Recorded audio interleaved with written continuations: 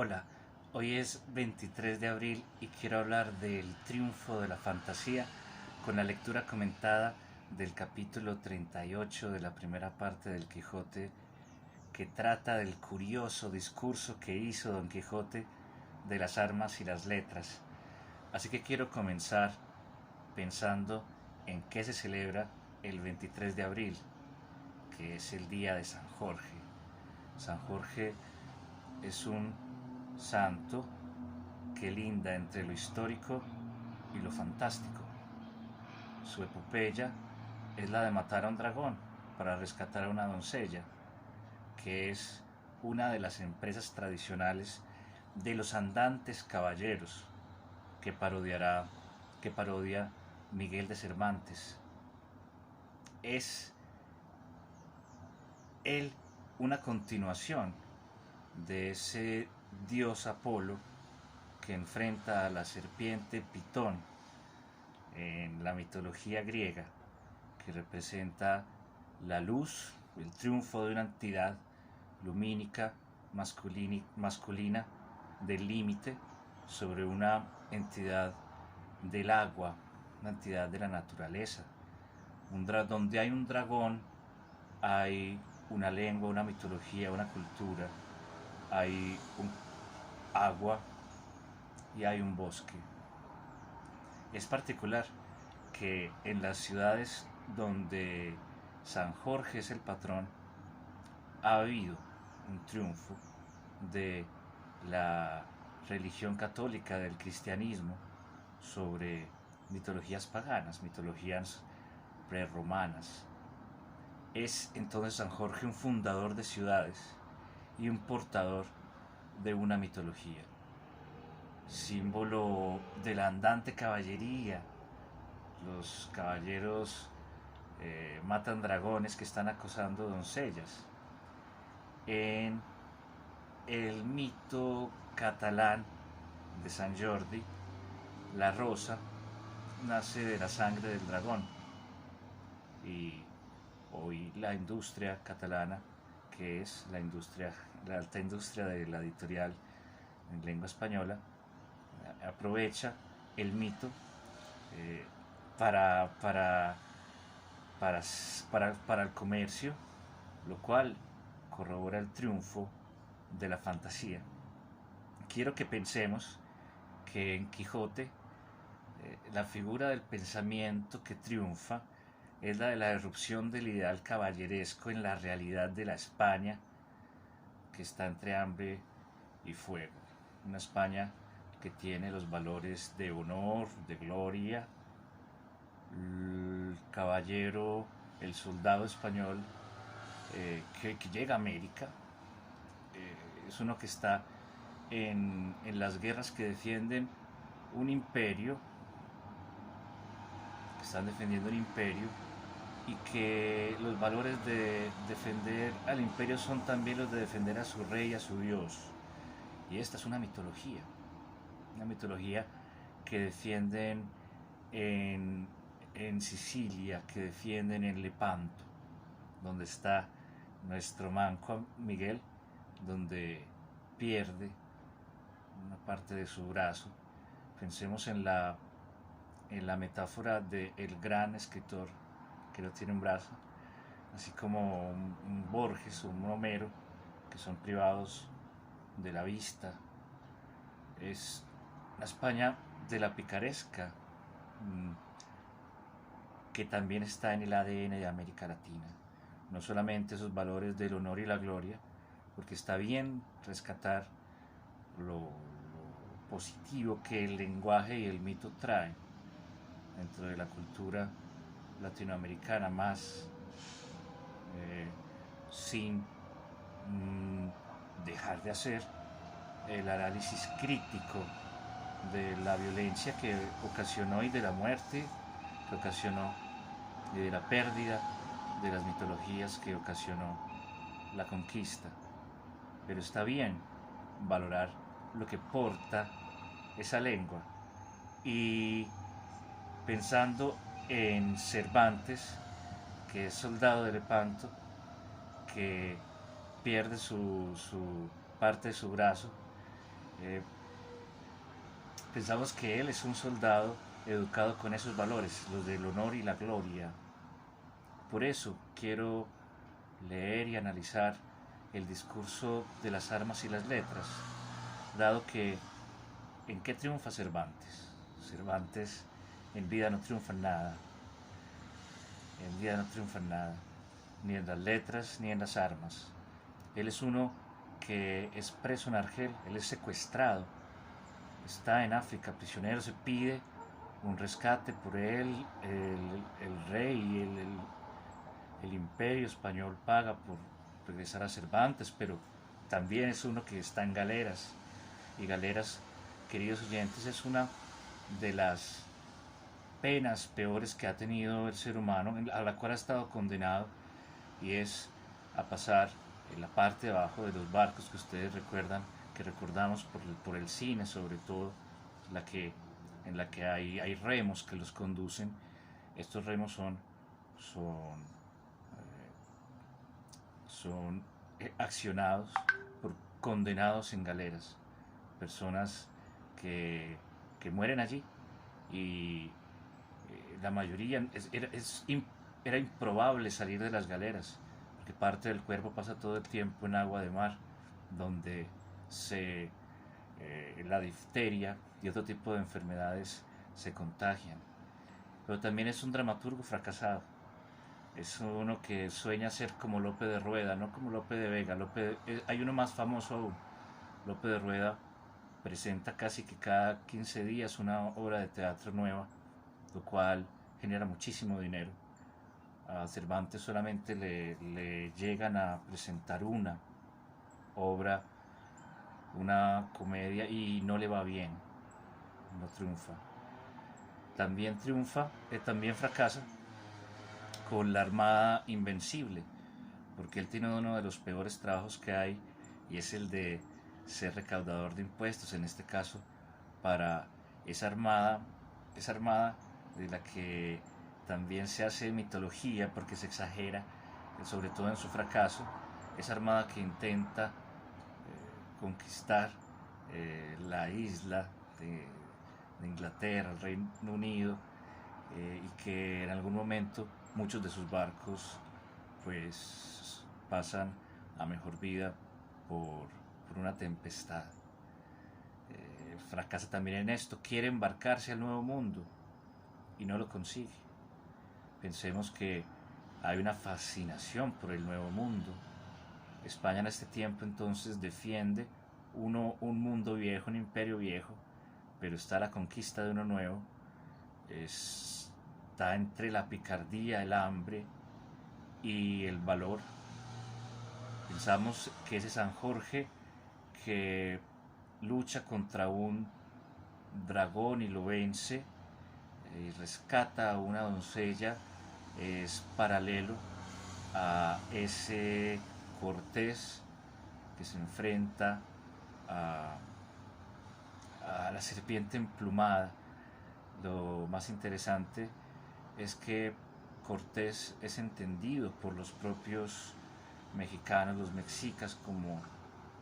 la encarnación de la serpiente emplumada. Pero a nivel de mitología, como el caballero portador, como un San Jorge, es Cortés quien enfrenta a la serpiente emplumada, impone una lengua, una mitología. Pensamos que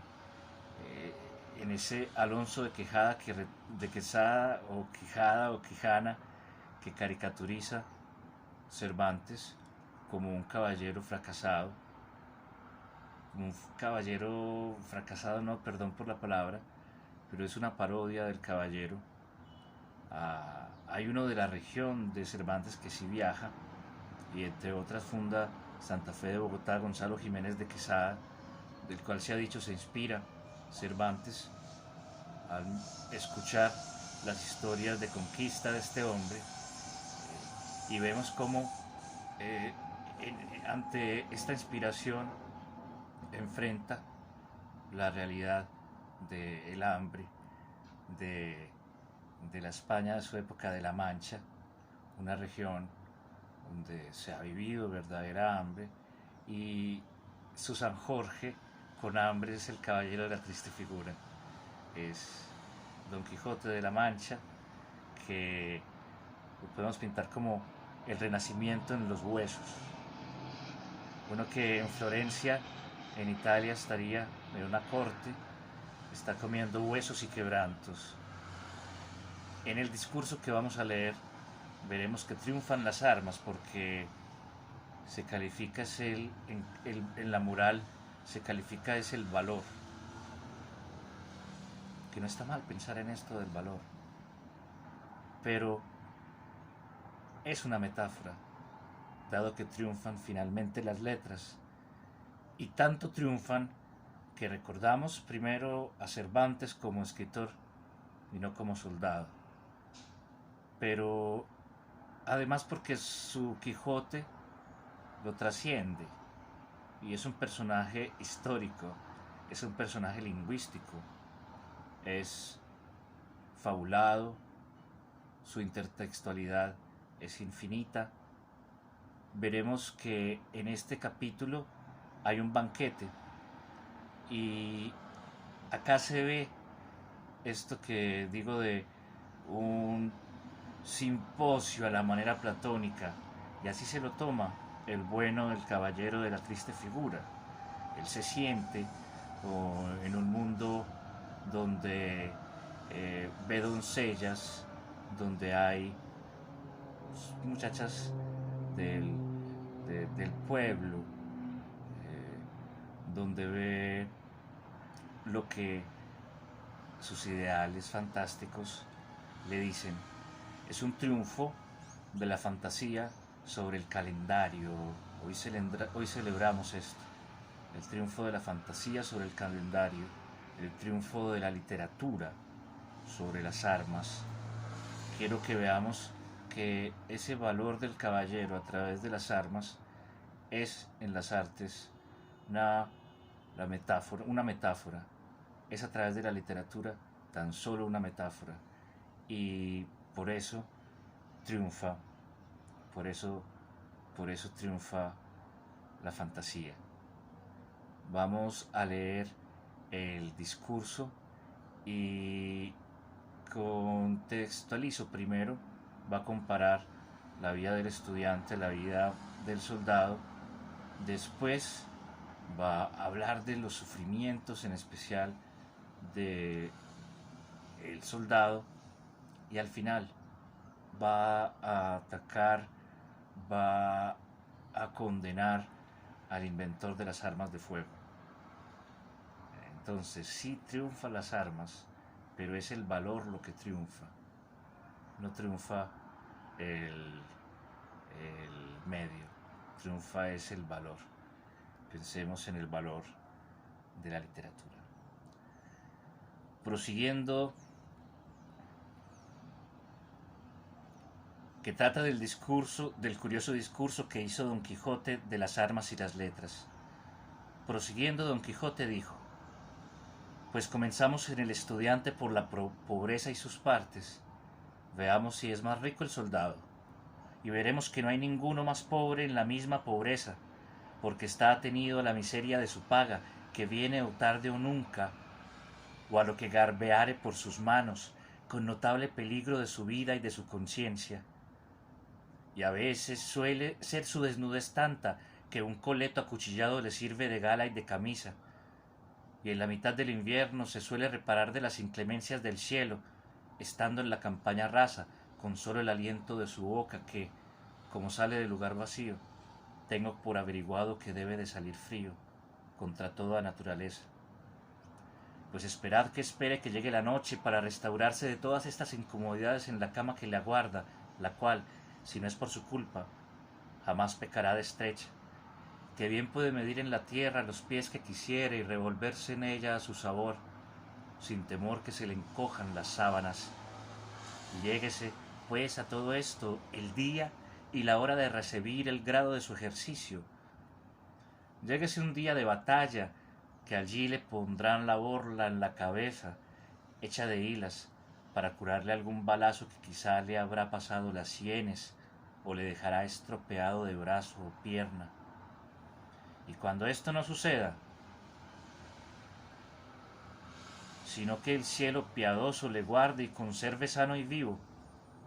Podrá ser que se quede en la misma pobreza que antes estaba, y que sea menester que suceda uno y otro reencuentro, una y otra batalla, y que de todas salga vencedor para medrar en algo. Pero estos milagros vense raras veces. Pero decidme, señores, si habéis mirado en ello, cuán menos son los premiados por la guerra que los que han perecido en ella. Sin duda habéis de responder que no tienen comparación ni se pueden reducir a cuenta los muertos, y que se podrán contar los premiados vivos con las 3 letras de guarismo. Todo esto es al revés en los letrados, porque de faldas, que no quiero decir de mangas, todos tienen con qué entretenerse. Así que, aunque es mayor el trabajo del soldado, es mucho menor el premio.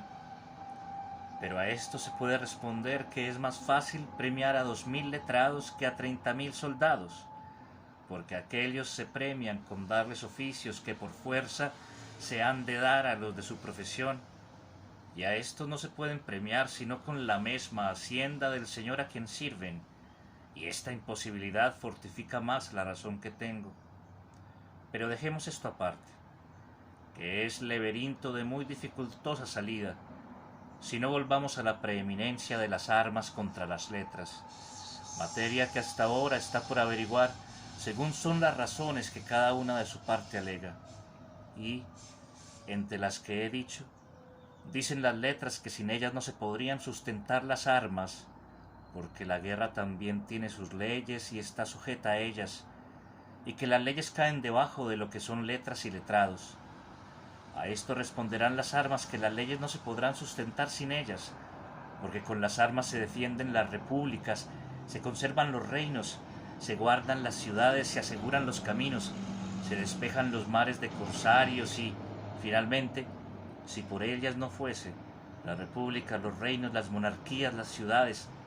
los caminos de mar y tierra estarían sujetos al rigor y a la confusión que trae consigo la guerra en el tiempo que dura y tiene licencia de usar sus privilegios y de sus fuerzas. Y es razón averiguada que aquello que más cuesta se estima y debe de estimar en más. Alcanzar alguno a ser eminente en letras le cuesta tiempo, vigilias, hambres, desnudez, váguidos de cabeza, indigestiones de estómago y otras cosas a estas adherente, que en parte ya las tengo referidas. Mas llegar uno por sus términos a ser buen soldado le cuesta todo lo que al estudiante en tanto mayor grado que no tiene comparación, porque a cada paso está a pique de perder la vida, y qué temor de necesidad y pobreza puede llegar ni fatigar al estudiante que llegue al que tiene un soldado que, hallándose cercado en alguna fuerza y estando de posta o guarda en algún rebellín o caballero, siente que los enemigos están minando hacia la parte donde él está, y no puede apartarse de allí por ningún caso, ni oír el peligro de que tan cerca lo amenaza. Solo lo que puede hacer es dar noticia a su capitán de lo que pasa, para que lo remedie con alguna contramina, y él estarse quedo, temiendo y esperando cuándo improvisadamente ha de subir a las nubes sin alas y bajar al profundo sin su voluntad. Y si este parece pequeño peligro, veamos si le iguala o hace ventaja el de embestirse 2 galeras por las proas en mitad del mar espacioso, las cuales enclavijadas y trabadas no le queda al soldado más espacio del que concede 2 pies de tabla del espolón. Y con todo esto, viendo que tiene delante de sí tantos ministros de la muerte que le amenazan cuantos cañones de artillería se asestan de la parte contraria, que no distan de su cuerpo una lanza, y viendo que al primer descuido de los pies iría a visitar los profundos senos de Neptuno, y con todo esto, con intrépido corazón, llevado a la honra que le incita,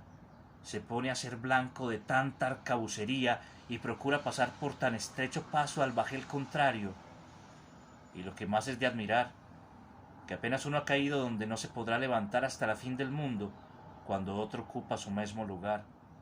Y si éste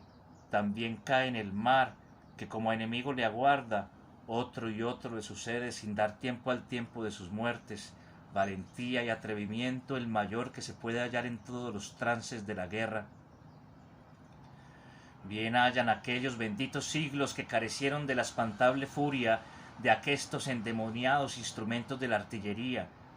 a cuyo inventor tengo para mí que en el infierno se le está dando el premio de su diabólica invención, con la cual dio causa que un infame y cobarde brazo quite la vida a un valeroso caballero, y que sin saber cómo o por dónde, en la mitad del coraje y brío que enciende y anima los valientes pechos, llega una desmandada bala,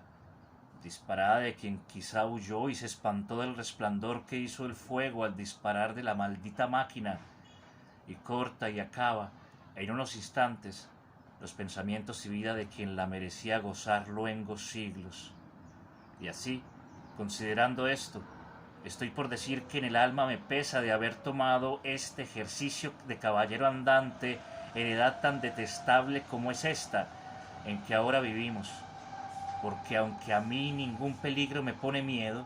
todavía me pone recelo pensar si la pólvora y el estaño me han de quitar la ocasión de hacerme famoso y conocido por el valor de mi brazo y filos de mi espada, por todo lo descubierto de la tierra. Pero haga el cielo lo que fuere servido, que tanto seré más estimado, si salgo con lo que pretendo, cuanto a mayores peligros me ha puesto, que se pusieron los caballeros andantes de los pasados siglos. Todo este largo preámbulo dijo don Quijote, en tanto que los demás cenaban, olvidándose de llevar bocado a la boca, puesto que algunas veces le había dicho Sancho Panza que cenase, que después habría lugar para decir todo lo que quisiese. En los que escuchado le habían sobrevivido nueva lástima de ver hombre que al parecer tenía buen entendimiento y buen discurso en todas las cosas que trataba, le hubiese perdido tan rematadamente en tratándole de su negra y pizmienta caballería. El cura le dijo que tenía mucha razón en todo cuanto había dicho en favor de las armas y que él, aunque letrado y graduado, estaba de su mismo parecer. Acabaron de cenar, levantaron los manteles y en tanto que la ventera, su hija y Maritornes aderezaban el caramanchón de Don Quijote de la Mancha, donde habían determinado que aquella noche las mujeres solas en él se recogiesen, don Fernando rogó al cautivo les contase el discurso de su vida, porque no podría ser sino que fuese peregrino y gustoso, según las muestras que había comenzado a dar viniendo en compañía de Zoraida. A lo cual respondió el cautivo que de muy buena gana haría lo que se le mandaba, y que sólo temía que el cuento no había de ser tal que les diese el gusto que él deseaba, pero que, con todo eso, por no faltar en obedecerle, le contaría. El cura y todos los demás se lo agradecieron y de nuevo se lo rogaron, y él, viéndose rogar de tantos, dijo que no eran menester ruegos adonde el mandar tenía tanta fuerza. Y así, estén vuestras mercedes atentos y oirán un discurso verdadero, a quien podría ser que no llegasen los mentirosos que con curioso y pensando artificio suelen componerse. Con esto que dijo, hizo que todos se acomodasen y le prestasen un grande silencio, y él, viendo que ya callaban y esperaban lo que decir quisiese, con voz agradable y reposada comenzó a decir de esta manera, abriéndose el espacio de la caja china, de una matriushka, de la historia que se abre para que empiece otra, ahora en boca de un cautivo, que también lo fue Miguel de Cervantes. Te dejo, porque de esta manera celebramos el triunfo de la fantasía, alegría de los 25 sentidos.